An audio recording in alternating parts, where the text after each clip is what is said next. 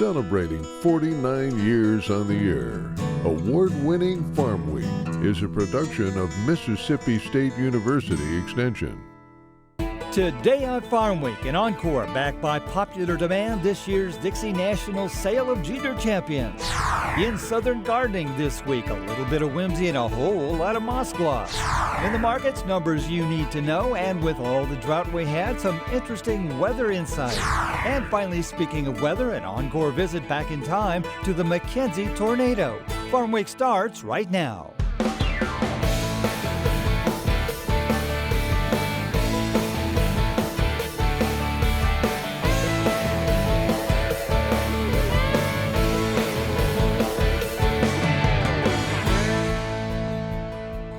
Hello everyone, I'm Zach Ashmore. And I'm Mike Russell. Great to have you with us again here on Farm Week.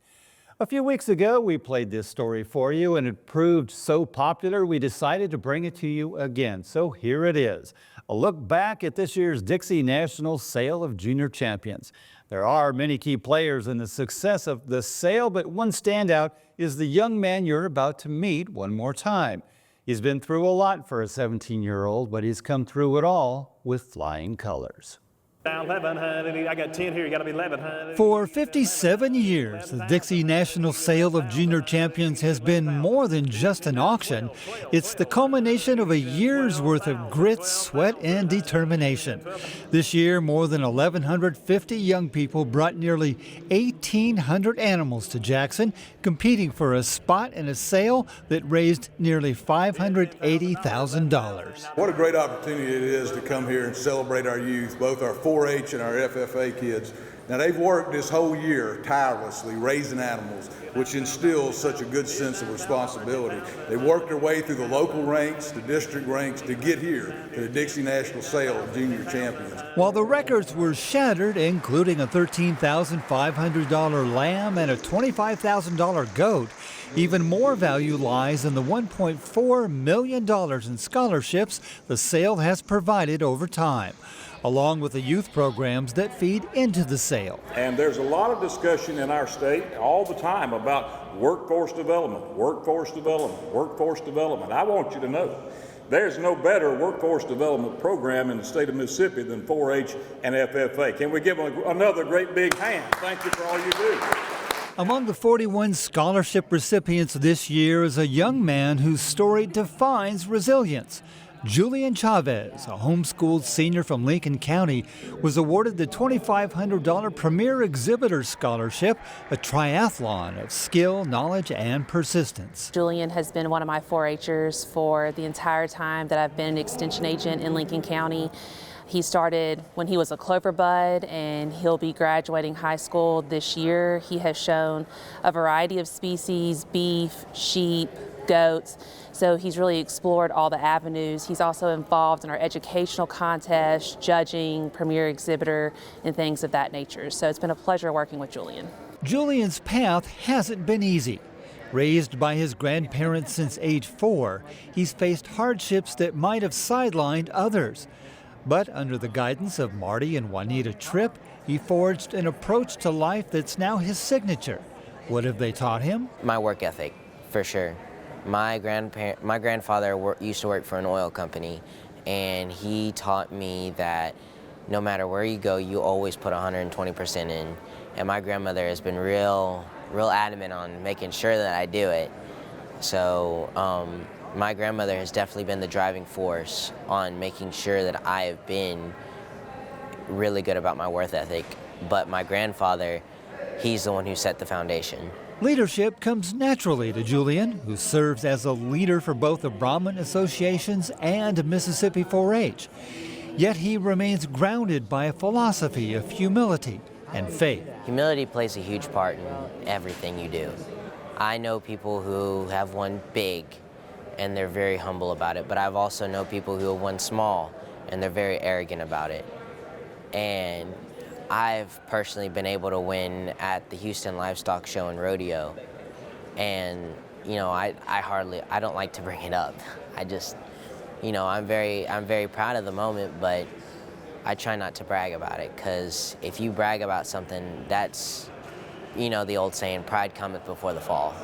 So I try to stay away from that fall as much as I possibly can. Have you had pretty good luck at that? That's a tough one for a lot of people. I'm human, sir, so I've fallen a couple of times, but you know what it says in the Bible, a righteous man falleth 7 but gets up 8. And I might be wrong on the numbers, but you know, it's just about getting up and finding back. That resilience was tested when he lost a prize calf to a hunter's accident. Instead of bitterness, Julian chose optimism. I have a little bit of a different view than some people, but I'm an optimist. I love to see the good things in everything. It's very few times where I get, you know, just, I get real negative, and that's not something that's often for me, but I love to see the good things. And sometimes it's hard. It is hard to see the positive side of things, but when you do, that's all you got to do and you will be happy. All you got to do is find what a part of what you're doing drives you and makes you happy, and you'll find it. Julian's story is a standout, but he is part of a larger movement of young leaders finding their voices in the barn. I've grown up in 4-H, and for me, it all started in the livestock barn. Showing livestock taught me responsibility, hard work, and perseverance. But 4-H gave me so much more than just skills in the show ring. It gave me confidence, leadership, and a place where I truly belong. This year, I am able to exhibit 2 animals in the Cell of Junior Champions, and I can truly not express what that means to me. But honestly, it means that the countless hours that me and my family have spent in the barn, working and honestly arguing most times, but just spending that time together, growing together, learning more about our stock and how to be better people has all paid off. Julian has become very outgoing, very responsible, and he's really fell into that leadership role and just taken that on within the county. A lot of our kids look up to Julian and they want to mimic Julian, be like Julian, and so he's really kind of set that standard within our county, and that's been a lot of fun to watch him grow from being a junior 4-H'er to the senior 4-H'er that they're all looking up to. This fall, Julian heads to Mississippi State University to study animal and dairy sciences. Whether he becomes a businessman or a rancher, his foundation is unshakable. Don't be afraid to try something new. If I didn't try sheep, I wouldn't be here. I wouldn't have been able to win this, and I wouldn't be as blessed as I am today. I wanted to, but I was scared to try a lot of new things. I've been in a lot of competitions, and I've been able to win some of those competitions, but all you gotta do, you don't know what'll happen. You try it, and you could very well win it.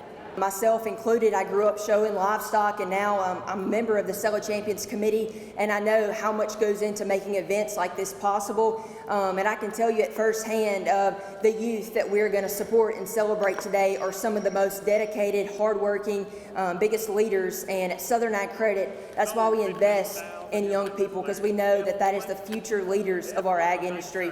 To date, the DIXIE National Sale of Junior Champions has generated over $10.6 million. But as Julian Chavez proves, the real investment is in the character of the young people themselves. Our mission is to promote the youth in our state and support their goals for further education in hopes of ultimately retaining them in the workforce in Mississippi. You know, this program, yes, the animals are the product, but the real product is the people. That's the real, genuine Mississippi product that we are wanting to create. Our job is to make sure that our students not only care for their livestock, but they're learning life lessons. So we teach them in the classroom, but we're really teaching them life skills that we need them to use in the future. So whether that is showing up when it's hard, making sure you're on time, caring for something that depends upon you, that's our whole goal. So, $11,000, F1. In Southern Gardening, we're visiting Petal, Mississippi, where the grass isn't greener because it's actually moss. Eddie Smith shows how to trade the mower for whimsical shade.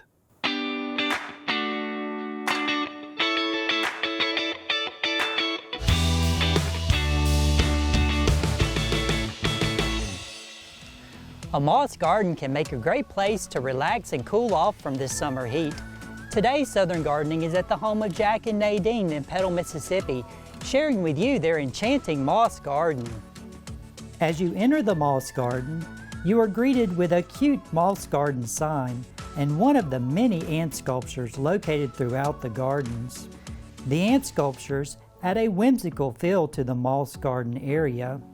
The dense green moss covering the ground looks like a thick green carpet. Umbrella palms around the garden add to the enchanted atmosphere. The bracts of the umbrella palms, sometimes referred to as leaves, resemble the spokes of an umbrella. Begonias and impatiens add a pop of color to the garden. A rustic and unique swing provides the perfect place to sit, relax, and enjoy the beautiful garden. Right now, Mother Nature has provided bright yellow-orange colored mushrooms popping up through the moss. They definitely catch your eye with their bright color. An old fabric rug covered in moss defines a nice seating area to unwind and enjoy a refreshing beverage. A variegated cast iron plant in a beautiful ceramic pot is at the entrance to the seating area. Its dark green leaves with yellowish white speckles really stand out. The pink begonias in colorful ceramic pots also brighten up the seating area. Consider adding a moss garden to a shady area of your landscape. It will provide a great place to relax and cool off from the summer heat. I'm Eddie Smith, and I will see you next time on Southern Gardening. We'll take a short break right here, but stick around. Coming up on our Farm Week Encore, the story of the McKenzies. We travel back to a heartbreak tornado on Easter Sunday in 2020 in Monticello, Mississippi. They were close to the land, loving it, they say, with all their hearts, but when they looked outside, they thought a bomb had gone off. Like that, they lost 200 acres of timber. But they recovered, and with the county agent's help, learned more about just how extension matters. That's coming up on Farm Week. Don't go away. Mississippi, let's get moving. Join the Magnolia Moves Activity Challenge. The Mississippi State University Extension Service is offering this virtual challenge for individuals of any age or teams of family, colleagues, students, church members, or any other group. Join the 6-week April the 20th through May 31st challenge at no cost, and you'll set your own goals for becoming more active and eating healthier. You'll download the MoveSpring app or use the desktop version. Register for Magnolia Moves, and with automatic tracking, your movements and activities will be captured automatically to give you a clear, real-time view of your progress and achievements. Also, Extension will hold weekly prize drawings for participation across 5 different age categories. So join us and get fit and feel better, eat healthier, manage your weight, and exercise regularly. Magnolia Moves makes fitness accessible, practical, and enjoyable for everyone. Visit msuext.ms/Magnolia Moves to learn more, ask questions, and register today.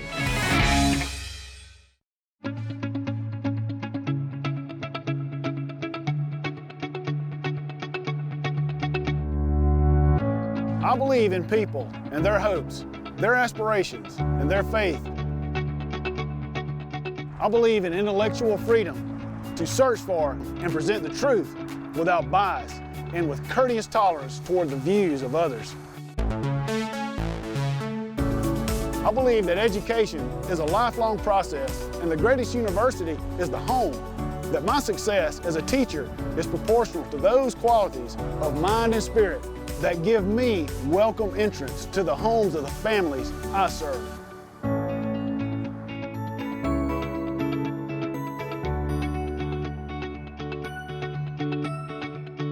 Because I believe these things, I am an Extension professional.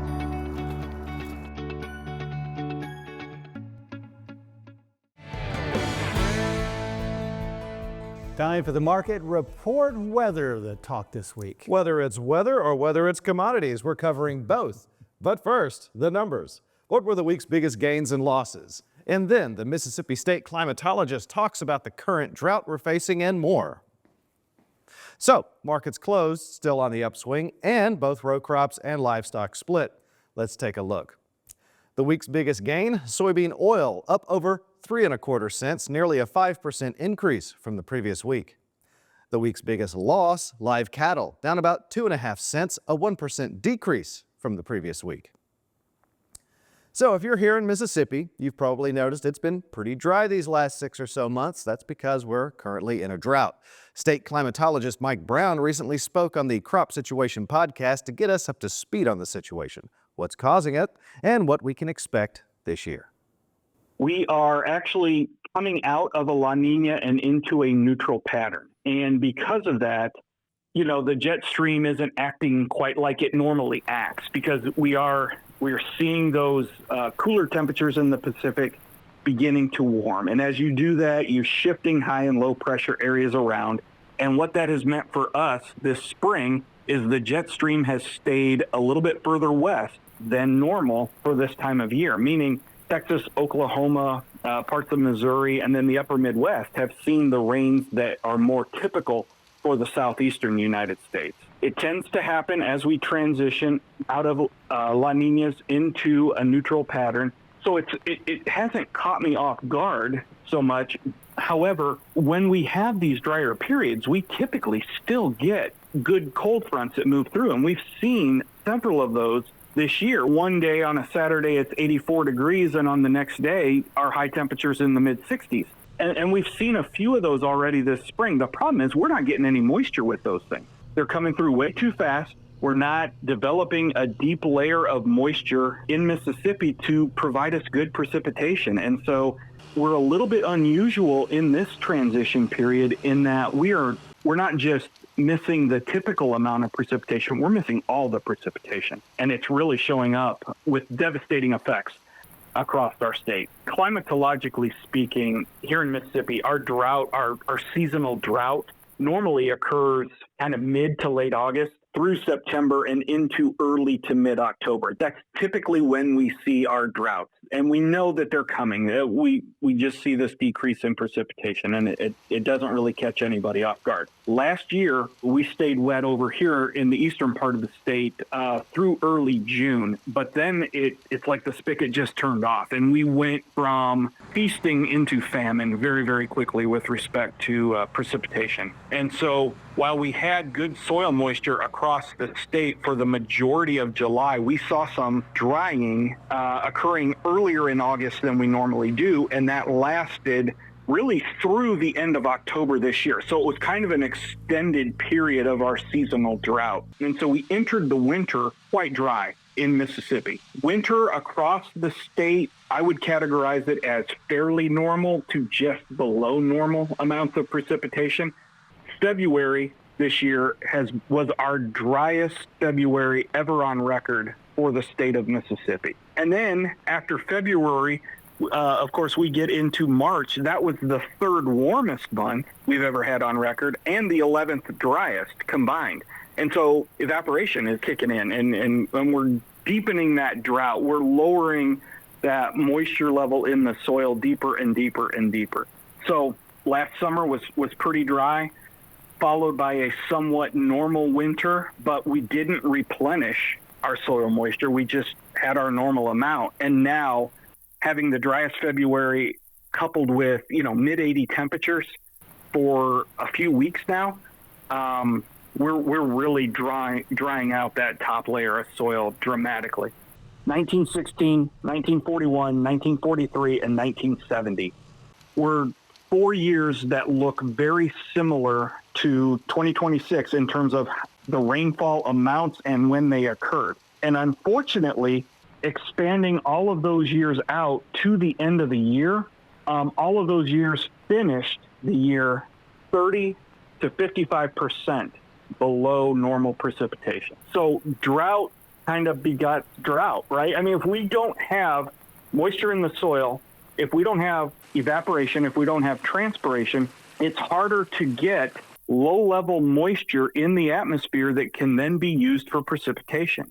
One thing we have seen and that we benefit, believe it or not, we did a study here at Mississippi State, and one of the things that we see is since the advent, or I guess broader usage of irrigation in the Delta, we have actually seen more rainfall on the northeastern part of the state because that moisture is advecting over or moving over the state and then producing the clouds and the precipitation for the northeast part of the state. So it's kind of beneficial in two ways, right? You're irrigating the Delta crops, you're also secondarily irrigating some of the crops in northeast Mississippi as well through the movement of that atmosphere that has that higher moisture content. And that's it for a deeper look into the markets. Mike? Thanks, Zach.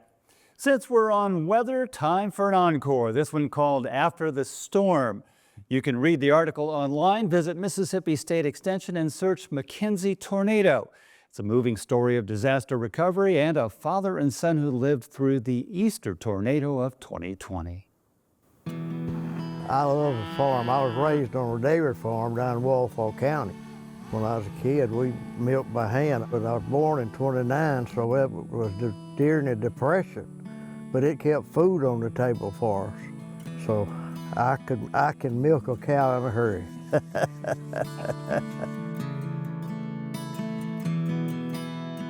My dad always, he worked in trucking, but he always loved land. He always loved farming. We have about close to 400 acres. When I was probably about 6 years old, Daddy started farming here, mainly cattle. And while Daddy was working other jobs, like in the oil field, I would help around here. I love this place with all my heart. We still piddle around here on the place. I may not work 30 minutes a day, but I'm still here on the place. I enjoy life, and it's just been a good life.